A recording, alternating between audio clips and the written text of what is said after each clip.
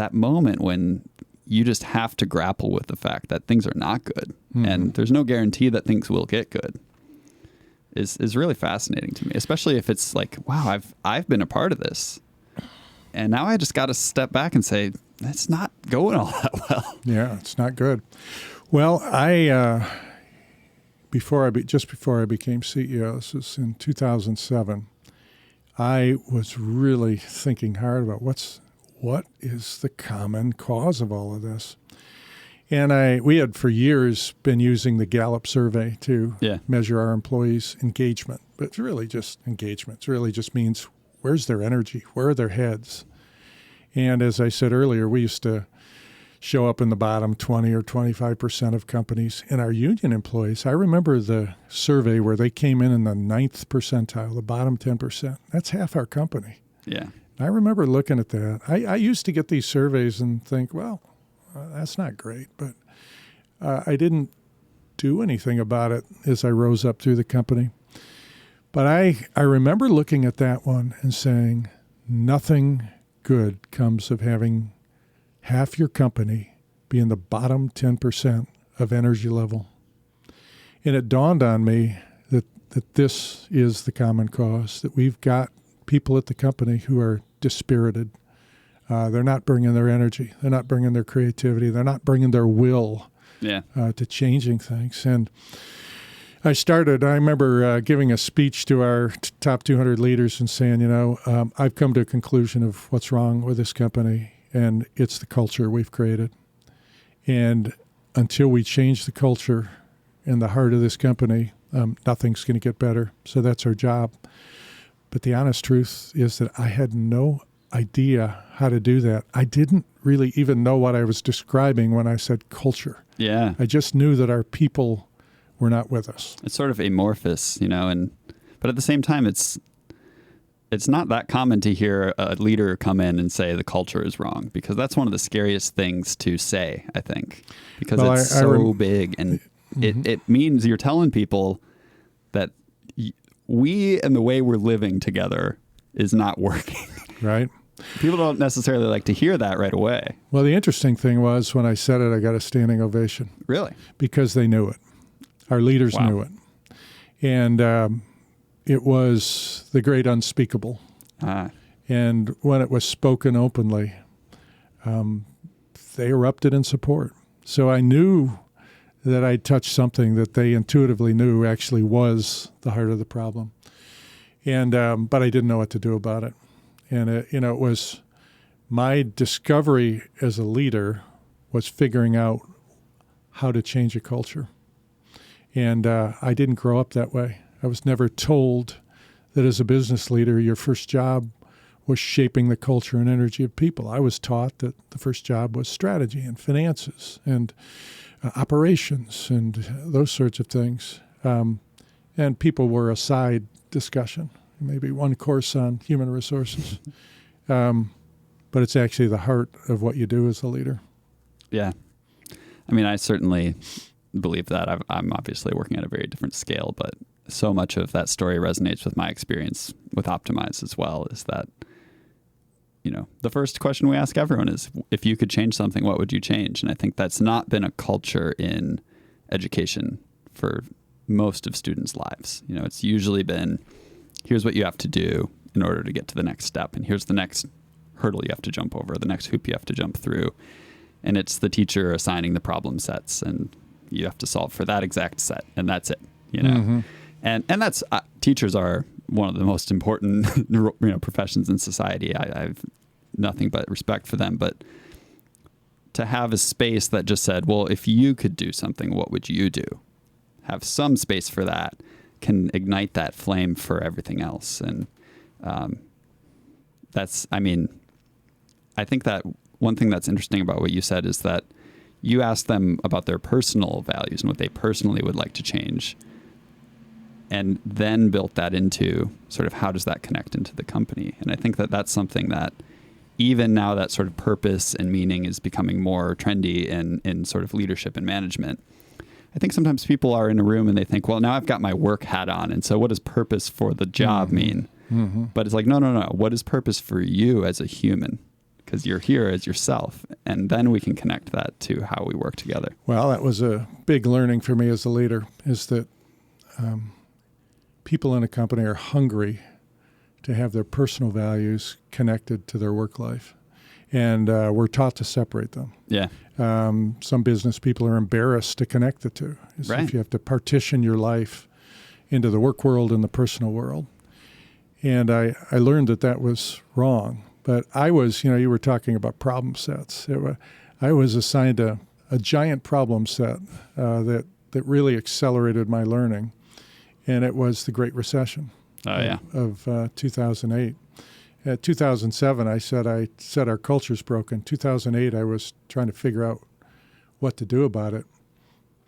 I was also, at the time, studying continuous improvement.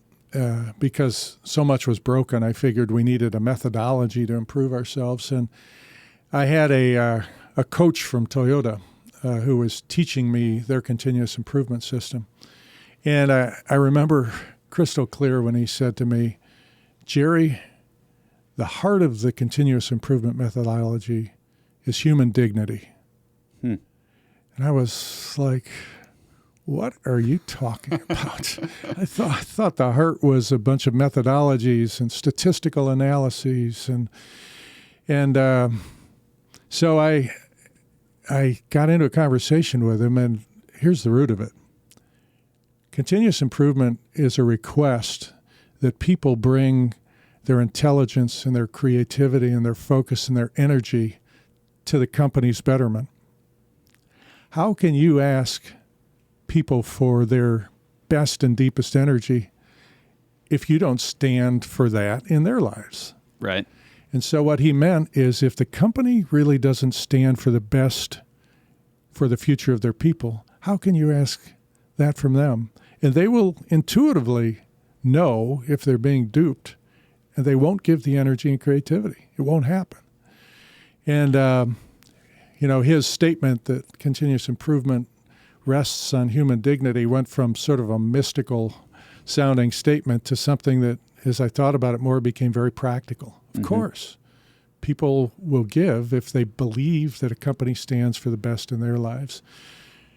And then the 2008 crisis hit, and we were planning away that year, and the stilts under the world economy began to wobble, and then they fell out altogether. I mean, it was such a surreal time when those banks started to crash, and auto companies shuttered, and steel mills closed. And the weird thing was, right at the very global epicenter of all of that was Detroit, Michigan. Right. I mean, literally, people talked about Michigan as the heart of this worldwide economic crisis. And so they started to talk about my company as the junk bond utility, that they were going to be just thrown on this scrap heap of mediocre, broken Michigan companies. And I remember pulling that leadership team that I discussed earlier together and saying, we've been planning all year for 2009. That's all useless. Everything has changed. And this was around Thanksgiving. And I said, look, we got like a couple of weeks to put together a new plan for next year to face this crisis. So go home and enjoy Thanksgiving, but come back ready to work. And so we got back from Thanksgiving, and the two of the leaders that I assigned to look at this came back and said, hey, we've sized the problem, and it's hundreds of millions of dollars have evaporated, and there's no way for us to remain healthy except a big layoff. I mean, probably 20% of the workforce. And I thought back to my Japanese tutor and human dignity and standing for the best in people's futures. And I was just about to become CEO. And I thought, I am shaping my interaction with employees for the rest of my tenure here. Because if I walk away from them at their moment of greatest risk, and everybody was worried sick because their brothers and sisters were being laid off in auto and steel companies. And I thought if I and this company walk away from them, it will be a hollow promise when we come back and we say that we stand for your future, because they will remember that we didn't do that when they most needed us. And so We wrestled with it and thought about it, and actually at the end of 2008, made the opposite decision. I remember taping a video and saying to our employees, what's hit us is huge. It's a fundamental challenge to our company. I don't know if we'll get through it healthy, but I'm going to make you one promise. The last lever we will pull at this company to keep it healthy is to lay anybody off. But in turn, I said, I need a promise from you. I need you to bring every ounce of energy and creativity and will that you can to the table to make this company healthy. And maybe if we all do that, we can get through this together and come out the other side. And so that was the bet. And it was really the decision that shaped the rest of my career. Was that decision, because what followed was kind of stunned me and was pretty magical and shaped the way I thought about what a business is, what a company is, and what a leader is. And so how did that look in terms of changes you started seeing, because it's interesting because at that point, you were already dealing with this recognition that things were broken. Mm-hmm. And then you have a crisis, mm-hmm. which could go either way, right? I mean, mm-hmm. It could, and I think we've seen this with COVID too, is that some organizations through COVID, I think ours included, have gotten way better because everyone involved just recognized this is a moment when we just got gut punched and we need to figure out how do we do this together and become better together. And I think our narrative has always been, we're going to be one of those organizations that we're going to emerge from this better than we were before. And we're going to be better relative to everyone else too, because we have a culture that can make us through this, right? And I feel like we've done that. I've seen other organizations that basically just completely fell to their knees for a lot of the period of time that we just went through. And I'm curious, in a moment when you didn't necessarily have that sense of, we already are firing at all cylinders and we've got a great culture, and so we'll make it through this and we'll be better than we were before. You're saying, we already were not sure if we could handle even a normal challenge, and here we have this major crisis. How does that, moment look, and what is that? How did you start seeing? Obviously, with the benefit of hindsight, mm-hmm. it worked, and you made it through, and the culture got better. What did that look like, just in a sort of at the moment to what changes did you start seeing along the way?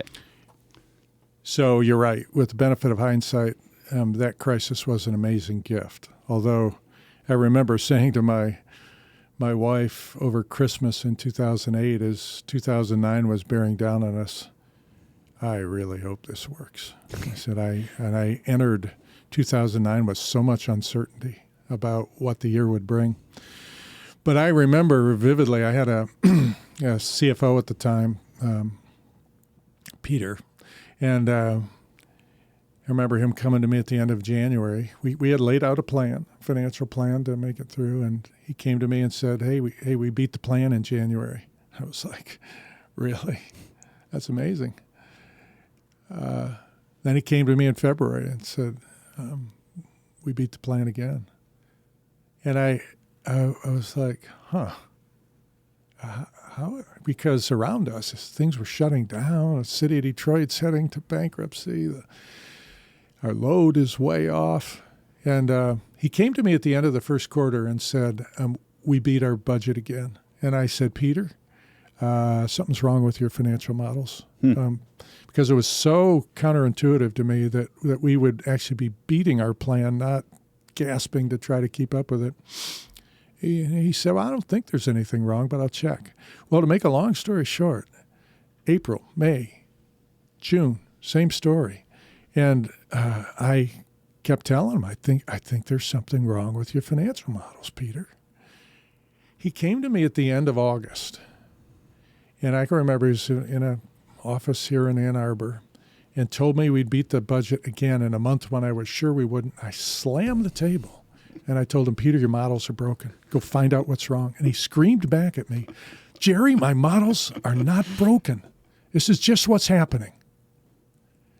And I stopped and thought, well, I guess it's what's happening. And then I went out and started looking for it. And what I found was discretionary acts by people everywhere I looked to make things better. Yep. Ranging from people at one of our power plants who'd found a way to take a project from $30 million to $3 million through creativity and redesign. And they never would have done that before. To the day when I came to my office in Ann Arbor, and I used to go there on Fridays, and I asked, hey, do we have any green tea? And she said, no, we don't do green tea anymore. I said, what? She said, Gerry, we decided only one type of tea to save money. And then she whispered to me, don't change it. So this is what this group could do. Oh, you're right. And I thought, okay, we're doing everything from that to these big projects. And everywhere I looked, this was happening. And we came through that year amazingly healthy financially in the heart of this economic crisis. And I had to give my self-evaluation to the board at the end of that year. And I said to them, I have learned far more this year than any year in my career. And everything that I learned this year was about people and what they're truly capable of if they care deeply and believe in something, believe in a cause. Because what they're capable of is way beyond what they might imagine, as the employees of my company proved that year.